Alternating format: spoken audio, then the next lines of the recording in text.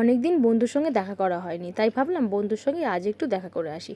যেহেতু সোমবার ছিল তাই আমি ওর জন্য বানিয়ে নিয়ে গেছিলাম নোনতা সুজি। রেসিপিটা যদি তোমরা চাও কমেন্ট করে জানিও। আমরা লেক কালীবাড়িতে পুজো দিতে গেছিলাম। মায়ের স্নিগ্ধ মুখটা দেখে আমাদের প্রাণ জুড়িয়ে গেল।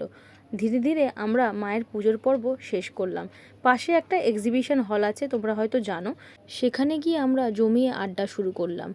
ও ওর মনের কথা বলতে থাকলো, আমি আমার মনের কথা বলতে থাকলাম। দুই বান্ধবীর অনেকদিন পরে দেখা হলে যা হয় তোমরা তো জানোই। গল্প করতে করতে সন্ধে নেমে গেল। তারপর আমি আমার বন্ধুকে সুজিটা দিলাম, ও খাওয়া শুরু করলো। খাবার পর্ব শেষ করে আমরা বাড়ির দিকে রওনাই দিচ্ছিলাম।